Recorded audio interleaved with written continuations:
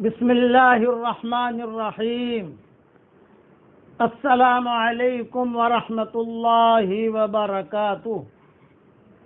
الحمد للہ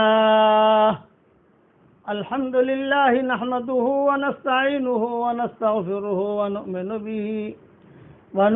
به ونتوکل علیہ ونعوذ باللہ من شرور انفسنا ومن سیئات اعمالنا، من يهده الله فلا مضل له ومن يضلله فلا هادي له، ونشهد أن لا إله إلا الله وحده لا شريك له، ونشهد أن سيدنا ومولانا محمدا عبده ورسوله، صلى الله عليه وعلى آله وأصحابه وبارك وسلم تسلیما کثیرا کثیرا۔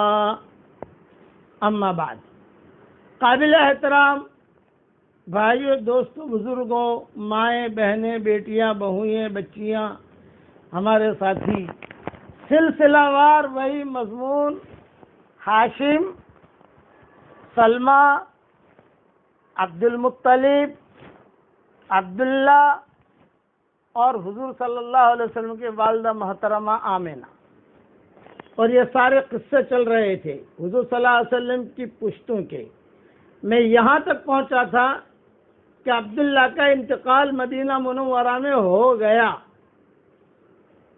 کچھ چیزیں حضور صلی اللہ علیہ وسلم کے والد کے متعلق رہ گئی ہیں، وہ میں سنانا چاہتا ہوں۔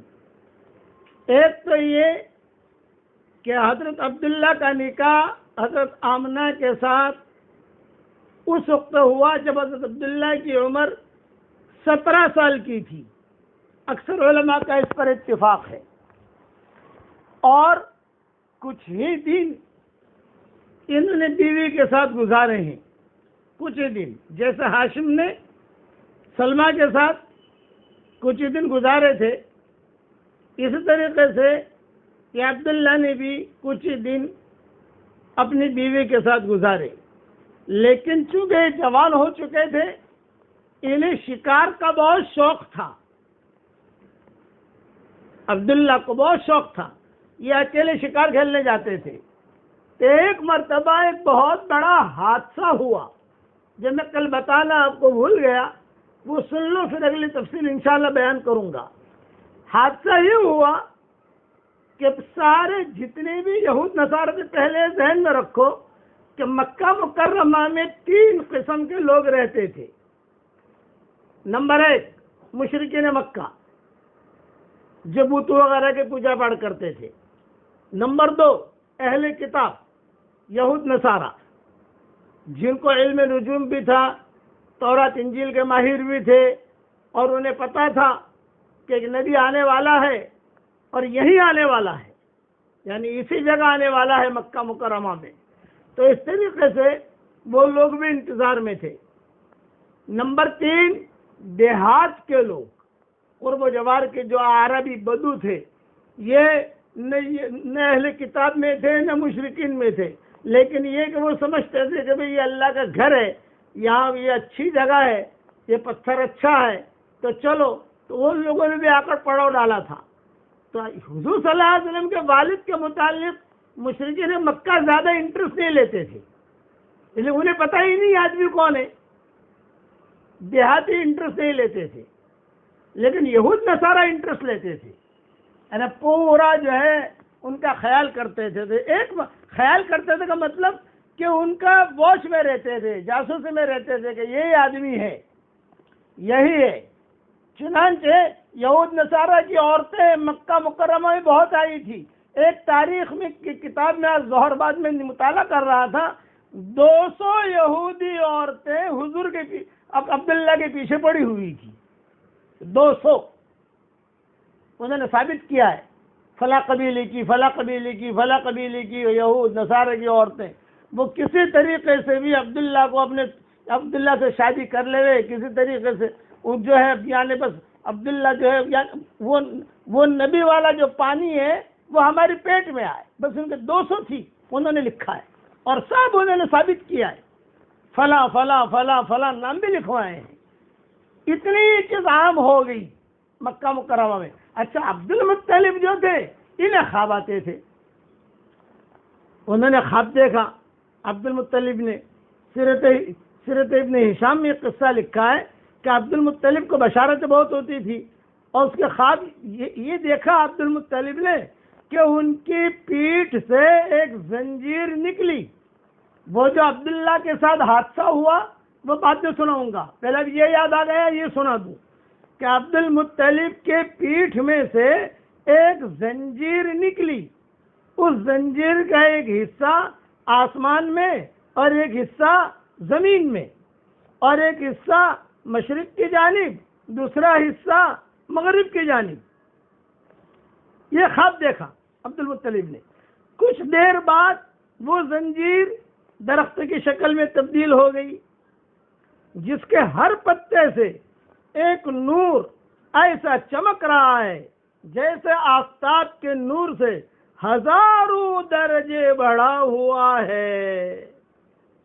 اس درخت کی شاخوں کو قریش کے کچھ لوگ بھی پکڑے ہوئے ہیں اور قریش میں سے کچھ لوگ اس درخت کو کاٹنا چاہتے ہیں کہ یہ لوگ اس کو کاٹیں.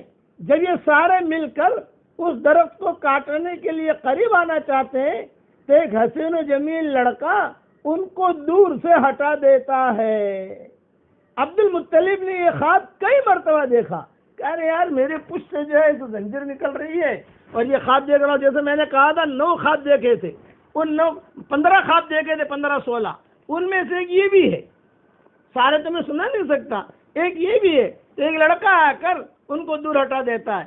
تو یہ عبد المطلب تعبیر لینے کے لیے یہودیوں کے پاس جاتے تھے کیونکہ یہودی جو تھے وہ یعنی اہل کتاب تھے, ان کا ایک مقام تھا. یہود نصارہ تورات انجیل کے ماہر تھے اور حضور صلی اللہ علیہ وسلم کا یعنی وہ انتظار میں بھی تھے. تو سب کچھ انہیں پتا تھا کب یہ نبی آنے والا ہے, نبی آنے والا ہے, نبی آنے والا ہے, نبی آنے والا ہے, پیدا ہونے والا ہے. علم نجوم کے ماہر تھے. چنانچہ گئے تو ان کو خواب کی تعبیر بتائی گئی, تمہاری نسل میں ایک لڑکا ایسا لڑکا پیدا ہوگا جس کا مشرق سے لے کر مغرب تک کے لوگ اتباع کریں گے اور آسمان اور زمین کے لوگ اس کی حمد و توصیف کریں گے. اس خواب کی بنا پر عبد المطلب نے آپ کا نام نامی محمد رکھا صلی اللہ علیہ وسلم. اور خواب میں بھی دکھایا گیا کہ عبد المطلب پیٹ میں جو بچہ ہے نا آمنہ کے, محمد نام رکھنا. حضرت آمنہ کہتی تھی مجھے بھی خواب میں آیا تیرے پیٹ میں جو بچہ ہے اس کا نام محمد رکھنا, محمد رکھنا, محمد رکھنا. خدا کی شان یہ محمد ابھی پیدا بھی نہیں ہوئے ہیں اور اتنے مشہور ہو گئے. جس گھر میں لڑکا پیدا ہوتا یہودیوں کے ہاں وہ محمد نام رکھتے.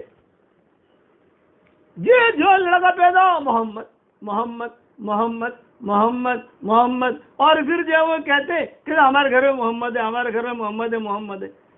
اب حضور صلی اللہ علیہ وسلم پیدا ہوئے تو آپ کے یعنی احمد نام رکھنا سب بھول گئے کہ حضور کے تو 2 نام تھے, محمد اور احمد.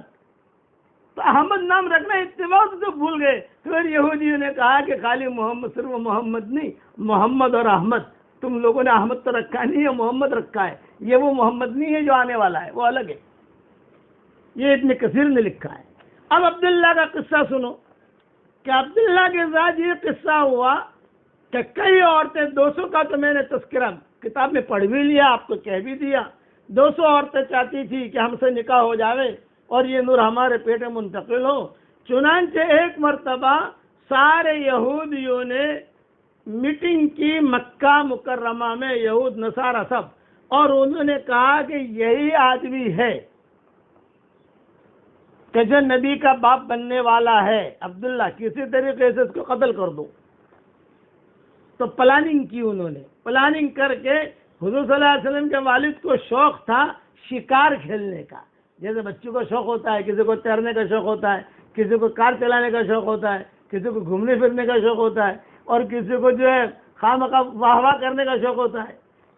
ہر ایک کے شوق الگ الگ ہوتے ہیں. ان کا شوق تھا یہ شکار کھیلنے کے لیے جاتے تھے، اور ان کے والد جو تھے یعنی عبد المطلب یہ بھی ہمت افزائی کرتے تھے، بیٹا جاؤ شکار کھیلو، جاؤ جاؤ جاؤ جاؤ شکار کھیلو، جاؤ شکار کھیلو جاؤ۔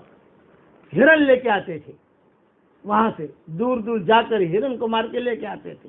تو یہ شکار کھیلنے گئے اتفاق سے عبداللہ، اور وہ یہود نصارہ انتظار میں تھے۔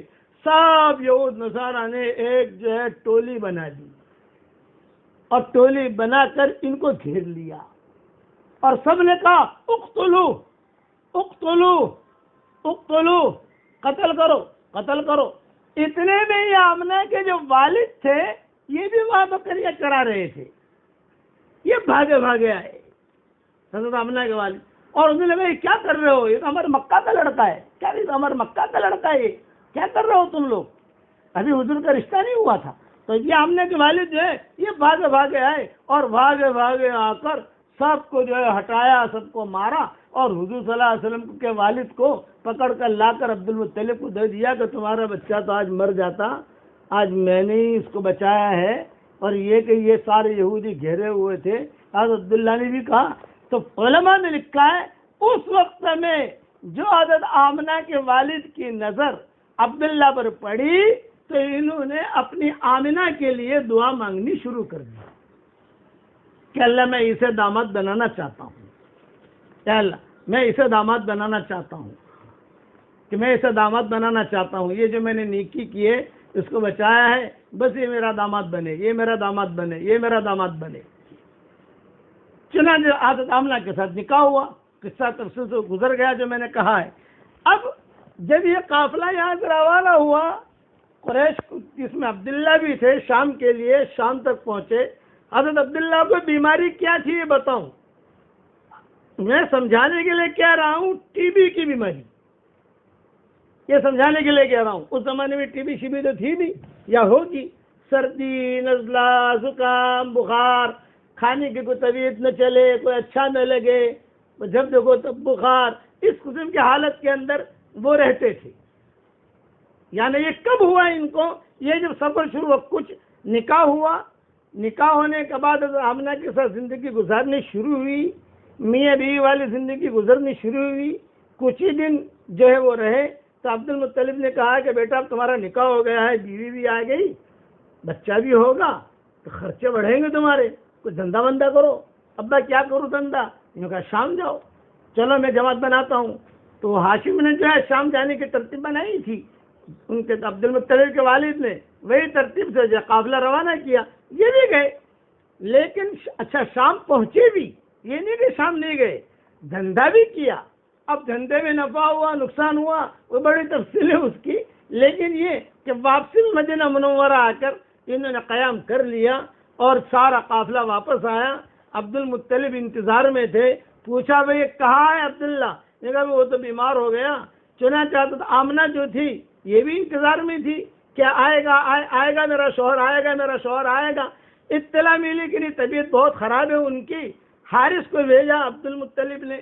حارث یہ بڑا بیٹا تھا، یہ بھی دیر سے پہنچے، راستے میں ان کا بھی کچھ ساتھ کے ساتھ قصہ ہو گیا حارث کا۔ وہ گئے تو بھائی کو دیکھنے وہاں، کبھی وہاں جا کر عبداللہ کو دیکھوں، کوئی معاملہ ہو گیا، 10 دن میں پہنچنا ہے، 15 دن میں پہنچے، 20 دن میں پہنچے، دیر ہو گئی۔ وہاں جب پہنچے، وہاں پہنچ کر لوگوں نے کہا کہ بھئی ہم نے تو جو ہے عبداللہ کو بہت بچانے کی کوشش کی، وہ بچ نہیں سکا، اور نابغہ کے مکان میں ہم نے دفن کر دیا وغیرہ وغیرہ۔ اب یہ حارث کو یہ ہوا کہ باپ کو جا کر کیا کہوں گا اور بھابھی کو کیا کہوں گا۔ حضرت آمنہ تو بھابھی ہوئی، یہ کہا بھابھی کو کیا کہوں گا، باپ کو کیا کہوں گا، عبد المطلب کو کیا کہوں گا، مکہ والوں کو کیا کہوں گا۔ اچھا بعض لوگوں نے یہ بھی لکھا ہے کہ چونکہ جب یہ مدینہ آئے عبداللہ تو مدینہ تو یہودی سے بھرا ہوا تھا، سب بھرے ہوئے تھے یہودی، وہ بھی دیکھنے آتے تھے، ہاذا ہوا تھا، ہاذا ہوا تھا، ہاذا ہوا تھا، ہاذا ہوا تھا۔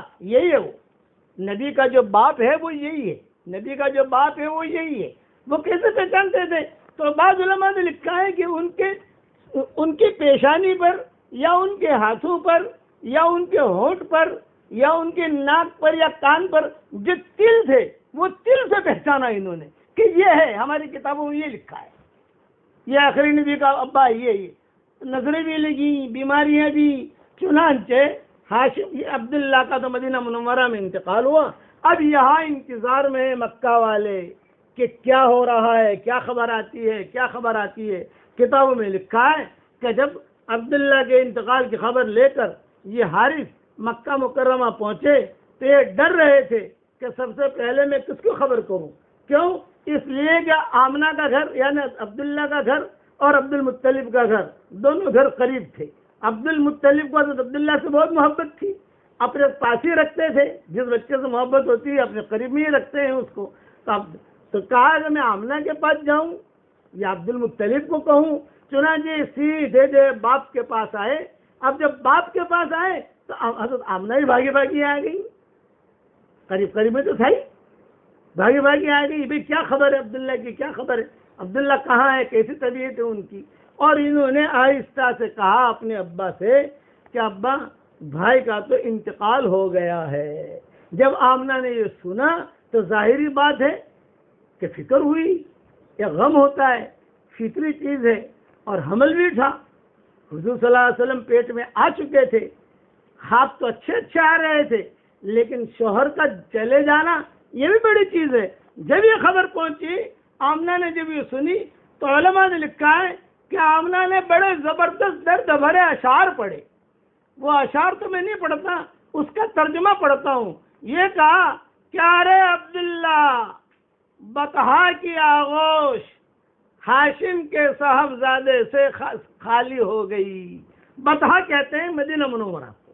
یا ساکن البطحا عالمتن البکا، یا ساکن البطحا عالمتن البکا، ذکر کا انسانی جمیع المصائب۔ یہ حضرت فاطمہ کے اشعار ہیں جو حضور کے انتقال پر حضرت فاطمہ نے کہے تھے، تو بطحا نام گویا کہ حضرت فاطمہ کی زبان سے نکلا ہے۔ یا ساکن البطحا عالمتن البکا، یا ساکن البطحا عالمتن البکا، ذکر کا انسانی جمیع المصائب۔ اور بطحا کے رہنے والے، رونا بھی آپ نے سکھایا ہے اور ہنسنا بھی آپ نے سکھایا ہے۔ جب بھی مجھ پر کوئی مصیبت آتی ہے تو حضرت فاطمہ کہتی تھی میں درود شریف پڑھ لیتی ہوں، میری مصیبتیں دور ہو جاتی ہیں۔ یہ بطحا، تو یہ آمنہ نے بطحا کا ذکر کیا کہ او عبداللہ، او ہاشم کے بیٹے، عبد المطلب کے بیٹے نہیں کہا، ہاشم کے بیٹے کہا، کیونکہ ہاشم یہ زیادہ معروف تھے عبد المطلب کے مقابلے میں، کیونکہ سلمہ سے نکاح ان کا ہاشم کا مدینہ منورہ میں ہوا تھا۔ تو انہوں نے کہا او ہاشم کے بیٹے، بطحا اب تجھ سے خالی ہو گیا اور بطحا کی زمین نے تجھے نگل لیا۔ دوسرے اشعار میں یہ کہ مبارک ہے کہ بطحا کی زمین نے تجھے قبول کر لیا، بطحا نے تجھے اپنا لقمہ بنا لیا، بطحا کی زمین نے تجھے قبول کر لیا۔ آگے فرمایا کہ بہت اچھا آدمی تھا، میں دیکھ رہی ہوں کہ موت نے اسے پکار لگائی تو اس نے لبیک کہہ دیا، یہ نہیں کہا ابھی نہیں ابھی نہیں، جوان بیوی کو چھوڑ کر آیا ہوں اور حمل، چونکہ عبداللہ کو معلوم تھا کہ حمل ٹھہر گیا ہے، یہ عبداللہ کو معلوم تھا، وہ امنگوں کے ساتھ گئے تھے کہ حمل ٹھہر گیا ہے، بیوی بھی جوان ہے، خوبصورت ہے، بچہ بھی پیدا ہوگا، بچہ کو دیکھوں گا، حمل ٹھہرنے کی اطلاع ان کو تھی۔ اس پر یہ اشعار حضرت آمنہ نے پڑھے، یوں کہا کبھی باپ کی تمنا ہوتی ہے بیٹے کو دیکھوں، بیوی کو دیکھوں، لیکن موت نے پکارا تو سب کو چھوڑ دیا اور موت کی بات پر لبیک کہہ دیا۔ اب موت نے لوگوں میں ابن ہاشم جیسا کوئی نہیں چھوڑا، ابن ہاشم کہا، ابن عبد المطلب نے کہا، ابن ہاشم جیسا کہ موت نے ایسا انسان نہیں چھوڑا۔ کتنی حسرت ناک تھی وہ شام کا وقت۔ آمنہ نے پوچھا یا عبد المطلب نے پوچھا کتنے بجے انتقال ہوا تھا؟ یہ عبد المطلب نے حارث سے پوچھا انتقال کی خیر خبر کہ کتنے بجے ہوا، کیا ہوا، ساری خبر لیتے ہیں نا، 4 بجے ہوا تو شام کے وقت انتقال ہوا، یہ انہوں نے حارث نے آ کر سنایا، شام کے وقت انتقال ہوا۔ اس پر حضرت آمنہ نے کہا کہ وہ شام مجھے یاد ہے، وہ شام مجھے یاد ہے، اے عبداللہ جب لوگ تجھے تختے پر لٹا کر لے جا رہے تھے، میں یہاں تھی اور میرے خیالات تجھے دیکھ رہے تھے کہ شوہر اب جا رہا ہے، شوہر کی محبتیں جا رہی ہیں، لیکن اللہ کے لیے میں نے قربان کیا۔ اب مجھے کچھ پتہ نہیں ہے میرے پیٹ میں لڑکا ہے یا میرے پیٹ میں لڑکی ہے، اب کچھ پتہ نہیں ہے، یہ بچہ تو اب پیٹ میں ہوتے ہوئے یتیم ہو گیا۔ یتیم تو بچے ہوتے ہیں دنیا میں آنے کے بعد، لیکن آمنہ نے کہا یہ بچہ تو ایسا ہے پیٹ میں ہوتے ہوئے یتیم ہو گیا، اور تیری یادیں ہمیشہ مجھے یاد آئیں گی، ہوائیں چلیں گی تو مجھے یاد آئے گا، خوشبوئیں چلیں گی تو مجھے یاد آئے گا، یہاں تک کہ چاند کو دیکھوں گی تو مجھے یاد آئے گا۔ تجھ جیسا رحم دل، تجھ جیسا کریم، تجھ جیسا بااخلاق میں نے اب تک کسی کو نہیں دیکھا ہے، تجھ جیسا۔ تیرے بدن کی خوشبو اب تک میرے ناکوں میں میرے ناک محسوس کر رہے ہیں۔ روتی رہی، اشعار پڑھتی رہی۔ جب عبد المطلب سے رہا نہ گیا تو عبد المطلب نے ہاتھ پکڑا، عبد المطلب بھی روئے، اور عبد المطلب لے کر آمنہ کو اپنے گھر پر لائے، اور پھر گھر پر لا کر کہا یہ تو اللہ کے فیصلے ہیں، جو اللہ نے چاہا وہ ہوا، البتہ یہ کہ تم فکر نہ کرو، اور جو ترکے میں جو چیزیں تھیں میراث میں، جیسے 5 اونٹ ہیں، کچھ بکریاں ہیں، اور یہ ام ایمن تھی، کچھ کپڑے تھے، یہ دیے حضرت آمنہ جو ہے وہ ان کو 2 فکر حضرت آمنہ کو، ایک تو شوہر چلا گیا، دوسرا یہ پیٹ میں بچہ ہے، اب پتہ نہیں لڑکا ہے کہ لڑکی ہے۔ لیکن حضرت آمنہ کہتی تھی کہ جس دن حمل ٹھہرا، صحبت سے فارغ ہوئے اور حمل ٹھہرا تو مجھے تو پتہ نہیں تھا، بھی کماری لڑکیوں کو پتہ نہیں چلتا حمل ٹھہرا ہے۔ تو حضرت آمنہ کہتی تھی کہ جب حمل ٹھہرا تو مجھے کچھ پتہ نہیں، لیکن میں جاگتے سونے میں تھی، کسی آنے والے نے آ کر کہا آج تیرے پیٹ میں نبی آ گیا، اور زور سے کہا۔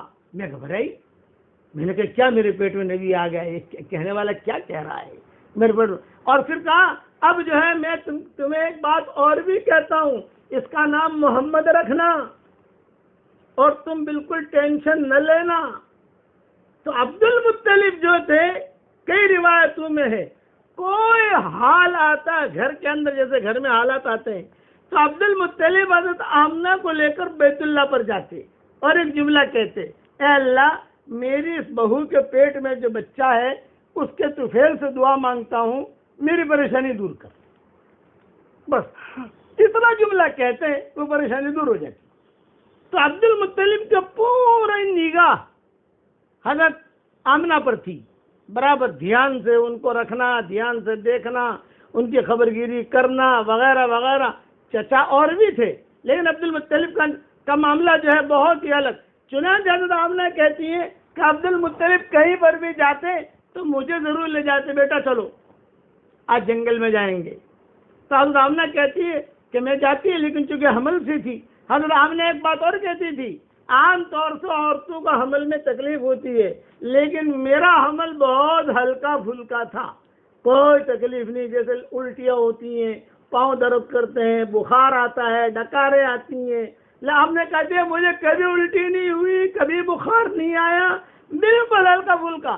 اگر کسی جگہ کے اوپر جانا ہوتا اور وہ جگہ سخت ہوتی، میں پاؤں رکھتی وہ جگہ نرم ہو جاتی، یہ حضرت آمنہ کہتی تھی۔ اور کئی مورخین نے اسے لکھا ہے، پانی چاہیے تو پانی مجھے لینا نہیں پڑتا، وہ پانی خود آ جاتا، جیسے کوئی پانی چاہیے تو پانی خود ہی چلتا چلتا میرے پاس آ جاتا ہے، پانی پی لیتی۔ اب میں سوچتے رہتی تھی کہ یہ چیز میرے ساتھ کیا ہو رہا ہے۔ شوہر کا تو انتقال ہو گیا، گھر والے ہیں، سب ہیں، عبد المطلب ہے، لیکن عبد المطلب جو ہے، پھر حضور صلی اللہ علیہ وسلم کا یہ حمل جو آمنہ کے پیٹ میں حضور صلی اللہ علیہ وسلم تھے، چلتے رہے چلتے رہے چلتے رہے، 50 دن رہ گئے، 50 دن۔ اب حضور صلی اللہ علیہ وسلم 50 دن کے بعد پیدا ہونے والے ہیں، تو بہت بڑا حادثہ ہوا مکہ مکرمہ میں، جسے واقع فیل کہتے ہیں۔ الم تر کیف فعل ربک باصحاب الفیل، جو نازل ہوئی بعد میں، اس کو واقع فیل کہتے ہیں۔ آپ صلی اللہ علیہ وسلم کے پیدا ہونے سے 50 دن پہلے کا یہ قصہ ہے، اور سب سے بڑا حادثہ مکہ والوں کے لیے یہ تھا۔ اب اچھا پہلے ایک پوائنٹ کی چیز بتا دوں، علم نشرح، علم ترى، تو جب علم نشرح، علم یہ آیا، علم ترى میں بھی علم یہ آیا۔ آپ قرآن کی صورتوں کے اندر دیکھو، چھوٹی صورتوں میں ایسی صورت نہیں ملے گی کہ جہاں علم یہاں بھی ہے علم یہاں بھی ہے۔ اس میں بعض علماء نے لکھا ہے کہ کوئی بہت پریشان ہو، یہ آج کا ہدیہ ہے، دے رہا ہوں آپ کو، کہ کوئی بہت پریشان ہو، پہلی رکعت میں علم نشرح پڑھے، دوسری رکعت میں علم ترى پڑھے، اس کے بعد دعا مانگے، پڑھا تو اس کی پریشانی دور ہو جائے گی۔ قرآن شریف میں 2 آیتیں ایسی ہیں جس میں جتنے حروف ہیں قرآن کے وہ 2 آیتیں میں آئے ہیں، ایک چوتھے پارے میں ہے اور ایک 26 پارے میں ہے، وہی بتاؤں گا انشاءاللہ۔ اس کے پڑھنے کے بعد بھی دعا قبول ہوتی ہے۔ یہ سارے رموز ہے، رموز۔ تو یہ واقعہ ہوا اصحاب فیل کا۔ تو عبد المطلب کو 2 ٹینشن کہ اتنا بڑا بادشاہ مکہ کو ختم کرنے کے لیے چل پڑا ہے اور کعبے کو ختم کرنے کے لیے چل پڑا ہے، کہ ایک تو کعبے کو بچانا، مکہ والوں کو بچانا، دوسرا میری بیٹی کو بچانا۔ امنا یہ حمل سے ہے اور بالکل بچہ پیدا ہونے کا وقت قریب ہے، اس کا کیا ہوگا؟ تو اصحاب فیل کا قصہ جو ہے تفسیروں میں، اور حضور صلی اللہ علیہ وسلم کو چونکہ پیدا ہونے سے 50 یا 55 دن پہلے کا قصہ ہے، اس لیے مفسرین اس کو بہت تفصیل سے لکھتے ہیں۔ ابرہا کا قصہ، یہ قصہ انشاءاللہ کل پورا کروں گا کہ یہ قصہ کیا ہوا حضور صلی اللہ علیہ وسلم کے پیدائش سے پہلے۔ اب جو ہے یہ مفتی صاحب کچھ مسئلے بتائیں گے، وہ سن لو۔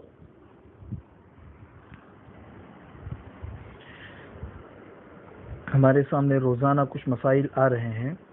کل میں نے آپ لوگوں کو مسئلہ سمجھایا تھا کہ اس وائرس میں جن لوگوں کا انتقال ہو جاتا ہے تو ان کے انتقال کے بعد سلسلہ وار ایک تو ان کے غسل کا مسئلہ آتا ہے۔ غسل کا مسئلہ تو کل آپ لوگوں کو سمجھا دیا تھا۔ غسل کے بعد مرحلہ آتا ہے کفن کا، کفن پہنانے کا۔ کفن پہنانے کا جو مسنون طریقہ ہے وہ تو سب کو پتہ ہے کہ مردوں کے لیے 3 کپڑے ہوتے ہیں، عورتوں کے لیے 5 کپڑے ہوتے ہیں۔ یا مسنون کپڑوں کے اندر ان کو کفن دیا جاتا ہے۔ تو اگر کسی کا انتقال ہو گیا اور مسنون کپڑوں میں اور مسنون طریقے سے ان کو کفن دینا ممکن ہے تو یہ سب سے اعلیٰ شکل ہے۔ اور اگر یہ شکل ممکن نہیں ہے، کسی کا ہاسپٹل میں انتقال ہوا ہے اور ہم کفن پہنانے کے اس پوزیشن کے اندر نہیں ہے، تو دوسرا مرحلہ یہ ہے کہ جو کفن کے کپڑے ہیں یہ ہاسپٹل کے عملے کو بھیج دیے جائے، ان کو سمجھا دیا جائے کہ بھئی کس طریقے سے کفن پہنانا ہے۔ تو یہ دوسری شکل ہے اگر اس پر عمل ہو سکے۔ اور اگر اس پر بھی عمل نہ ہو اور ہاسپٹل کا جو عملہ ہے وہ حکومت کی ہدایات کے مطابق خود ہی کپڑوں کے اندر لپیٹ کر ہمیں دے دے اور ہمیں مستقل الگ سے کفن پہنانے کی اجازت نہ ہو، تو پھر یہ دھیان میں رکھیں کہ فقہا نے لکھا ہے کہ کفن کا جو اصل مقصد ہوتا ہے وہ سطر کی حفاظت ہوتی ہے اور بدن کی حفاظت ہوتی ہے۔ تو جس کپڑے میں لپیٹ کر ہمیں لاش دی گئی ہے وہی کفن کے قائم مقام ہو جائے گی۔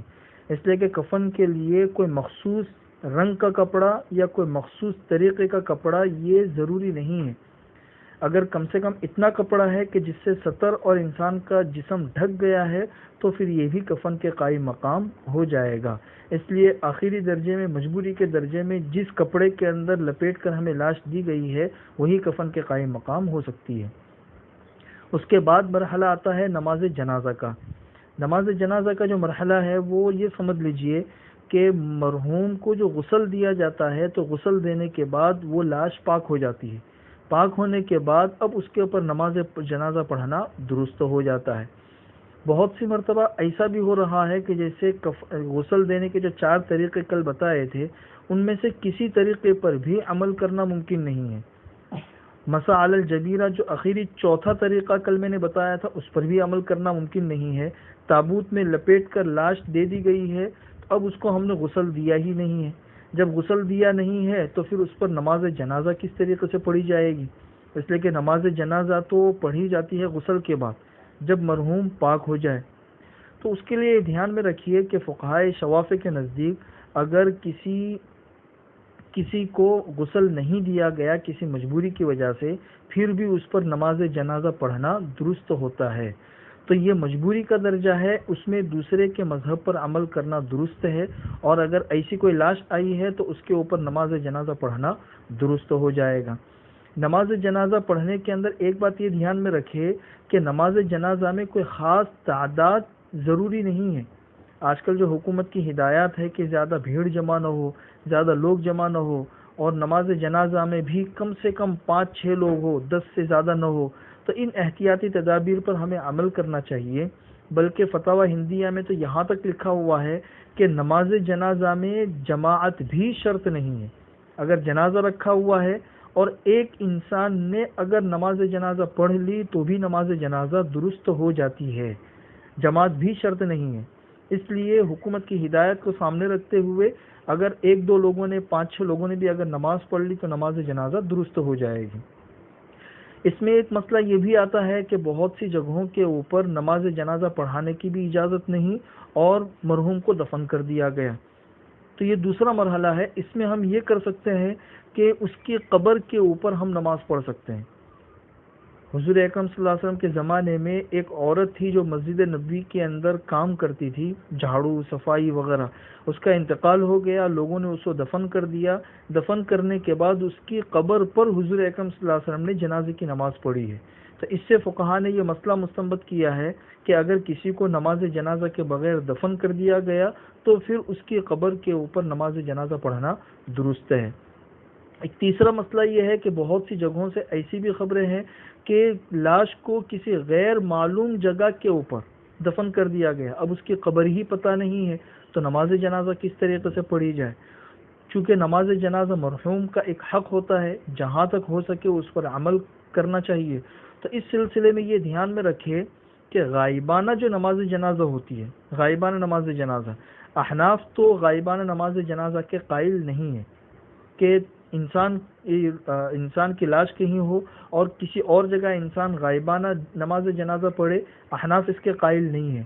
لیکن موجودہ صورتحال میں چونکہ بعض شوافع ہے، اسی طریقے سے امام مالک اور امام احمد بن حنبل رحمۃ اللہ علیہ ہے، ان لوگوں کے نزدیک غائبانہ نماز جنازہ کا ثبوت ہے، تو موجودہ وبائی صورتحال میں مجبوری کے درجے میں دوسرے کے مسلک پر عمل کرنے کی گنجائش ہے۔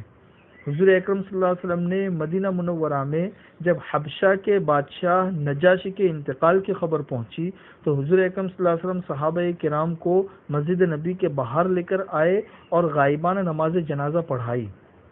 احناف اس حدیث کی یہی تعویل کرتے ہیں کہ چونکہ حبشہ میں کوئی مسلمان نہیں تھا اور نجاشی کے اوپر نماز پڑھنے والا کوئی بھی نہیں تھا، اس لیے حضور اکرم صلی اللہ علیہ وسلم نے ان کے اوپر غائبانہ نماز جنازہ پڑھی ہے۔ تو یہ جو موجودہ صورتحال ہے کہ اس کی قبر بھی ہمیں پتہ نہیں ہے مرحوم کی، تو ہم نماز جنازہ کس طریقے سے پڑھیں گے؟ تو اس حدیث پر عمل کرنے کا یہ موقع ہے کہ غائبانہ اگر ہم نے نماز جنازہ پڑھ لی تو بھی یہ کافی ہو سکتی ہے۔ اللہ تعالیٰ ان باتوں پر عمل کرنے کے ہمیں توفیق نصیب فرمائے۔ اللهم صل على محمد وعلى آل محمد كما صليت على إبراهيم وعلى آل إبراهيم إنك حميد مجيد اللهم لك الحمد كله ولك المن كله ولك الشكر كله ولك الخلق كله ولك الفضل كله وإليك يرجع الأمر كله وإليك يصعد الكلم الطيب كله اللهم لك الحمد بالإسلام لك الحمد بالإيمان لك الحمد بالقرآن لك الحمد حتى ترضى لك الحمد إذا رضيت لك الحمد بعد الرضا اللهم آت نفوسنا تقواها وزكها أنت خير من زكاها أنت وليها ومولاها لا إله إلا الله لا إله إلا الله أعلى من كل شيء لا إله إلا الله أغلى من كل شيء لا إله إلا الله أطيب من كل شيء لا إله إلا الله أزهر من كل شيء شيء لا إله إلا الله أكبر من كل شيء لا إله إلا الله ليس قبله شيء لا إله إلا الله ليس بعده شيء لا إله إلا الله ليس فوقه شيء لا إله إلا الله ليس دونه شيء لا إله إلا الله ليس معه شيء لا إله إلا الله لا إله إلا الله ليس كمثله شيء لا إله إلا الله قبل كل شيء لا إله إلا الله بعد كل شيء لا إله إلا الله زنة كل شيء لا إله إلا الله سعة كل شيء لا إله إلا الله المحيط بكل شيء لا إله إلا الله الباقي بعد فناء كل شيء لا إله إلا الله في قلوبنا لا إله إلا الله في قبورنا لا إله إلا الله في أسماعنا لا إله إلا الله في أبصارنا لا إله إلا الله في موتنا لا إله إلا الله في حشرنا لا إله إلا الله في نشرنا لا إله إلا الله حمايتنا لا إله إلا الله وقايتنا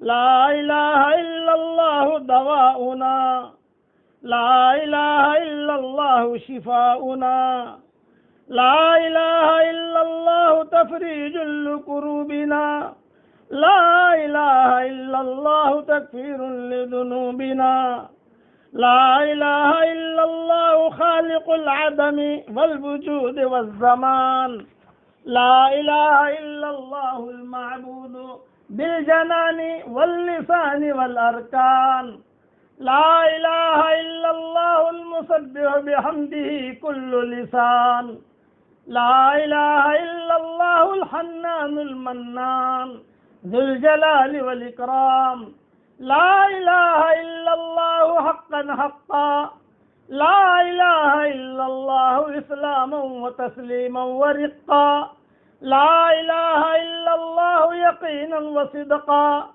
لا إله إلا الله في الأرض والسماوات لا إله إلا الله في النوم واليقظات لا إله إلا الله في المحيا والممات لا إله إلا الله في السحب والسكرات لا إله إلا الله في العمد والهفوات لا إله إلا الله في جميع اللحظات لا إله إلا الله على سائر الحالات لا إله إلا الله بها نحيا وبها نموت وبها نلقى الله عز وجل عدد الشفع والوتر عدد الشفع والوتر عدد الشفع والوتر اے اللہ ہمارے گناہوں کو معاف فرما اے اللہ ہماری خطاؤں سے درگزر فرما اے اللہ موت کے بعد کی ہلاکتوں سے ہم سب کی پوری پوری حفاظت فرما اے اللہ اس امت کو باطل کے اندرغو سے نجات دے دے اے اللہ ہم ایمان کی دعوت دیتے رہے ایمان کے کلمے پڑھتے رہے ایمان کو سنتے بھی رہے مگر ہمارا ایمان کیسا ہے وہ تو ہی جانتا ہے اے اللہ تو ہم سب کو ایمان حقیقی نصیب فرما اے اللہ ہم تجھے گواہ بناتے ہیں تیرے سارے فرشتوں کو گواہ بناتے ہیں اور عرش کے اٹھانے والے فرشتوں کو گواہ بناتے ہیں اور تیری ساری مخلوق کو گواہ بناتے ہیں کہ آپ اکیلے ایک اللہ ہیں آپ کا کوئی پارٹنر نہیں ہے آپ کا کوئی شریک نہیں ہے اور حضرت محمد صلی اللہ علیہ وسلم آپ کے سچے رسول ہیں ہماری اس گواہی دینے کو تو قبول فرما اے اللہ ہر معاملے میں ہمارے انجام کو خیر فرما اے اللہ مرنے کے بعد لوگ غسل دیں گے اس سے پہلے غسل توبہ کی توفیق تو ہمیں نصیب فرما اے اللہ مرنے کے بعد لوگ لباس پہنائیں گے اس سے سے پہلے تقوی کا لباس، زہد کا لباس تو ہمیں پہنا دے۔ اے اللہ ہمیں وہ بدبخت انسان نہ بنا کہ پورا رمضان گزر جائے اور ہماری معافی نہ ہو۔ یہ مغفرت کا عشرہ چل رہا ہے، اے اللہ اس مبارک رات میں تو ہم سب کو معاف فرما دے، ہم سب کو معاف فرما دے، ہمارے بال بال کی مغفرت فرما دے۔ اے اللہ حضرت محمد صلی اللہ علیہ وسلم نے جتنے خیر کے لائن کی دعائیں مانگی ہیں وہ ساری ہمارے لیے قبول فرما۔ جن شرور سے پناہ چاہیے ہو ان شرور سے تو ہماری حفاظت فرما۔ جس نے بھی ہم کو اے اللہ تو ہم سے دعاؤں کے لیے کہا ہو، دعاؤں کے لیے خطوط میں لکھا ہو، یا جن کا ہم پر کسی قسم کا حق اور احسان ہو، یا جو ہمیں اپنی دعاؤں میں یاد کرتے رہتے ہوں، یا دعاؤں کے لیے کہنا چاہتے تھے مگر کہہ نہیں سکے، ان کے دل ہی دل میں رہ گئی۔ دنیا بھر میں لوگ سبق سنتے ہیں، ان کی تمنائیں ہیں کہ دعا کی درخواست کریں مگر نہیں کر سکے، دل ہی دل میں تمنا رہ گئی۔ اے اللہ ان سب کی اور ہم سب کی پریشانیوں کو دور فرما دے، ان سب کی اور ہم سب کے جائز حاجات کو تو پورا فرما دے۔ اے اللہ حضرت محمد صلی اللہ علیہ وسلم کتنی قربانی کے بعد دنیا میں تشریف لائے تھے اور اس امت کے لیے کتنی قربانیاں دی تھی۔ ہم نے کتابوں میں پڑھا ہے کہ حضور صلی اللہ علیہ وسلم کو اس امت سے بہت محبت تھی، بہت محبت تھی، بہت محبت تھی، لیکن اے اللہ ہم بے وفا امتی ہیں کہ ہم نے ہمارے گھروں میں یہودیت نصرانیت کو بٹھا رکھا ہے اور سنتوں کے جنازے ہم نے باہر نکالے ہیں۔ ہمارے جرم عظیم کو تو معاف فرما دے، ہمارے جرم عظیم کو معاف فرما دے۔ ماؤں بہنوں کو قبول فرما، بیٹیوں کو قبول فرما، بہوؤں کو قبول فرما، بچیوں کو قبول فرما۔ دنیا میں جون سا انسان دنیا کے کسی کونے میں بیمار ہو تو اس کو شفا عطا فرما، جو پریشان حال ہو اس کے پریشانی کو دور فرما۔ اے اللہ ہمیں مانگنا نہیں آتا مگر تجھے دینا تو آتا ہے، اپنے کرم سے عطا فرما۔ آخر میں اتنا کہتا ہوں کہ اللہ لوگ اللہ والوں کو ڈھونڈتے ہیں مگر تیری رحمت گنہگاروں کو ڈھونڈتی ہے۔ یہ گنہگار آمین کہہ رہے موجود ہے تو ہم سب کو معاف فرما دے، ہم سب کو معاف فرما دے۔ قرآن پڑھنے کی توفیق عطا فرما، تہجد پڑھنے کی توفیق عطا فرما اور اپنے فضل و کرم سے ہماری ساری دعاؤں کو قبول فرما۔ سبحان ربک رب العزت عما یصفون وسلام علی المرسلین والحمد للہ رب العالمین۔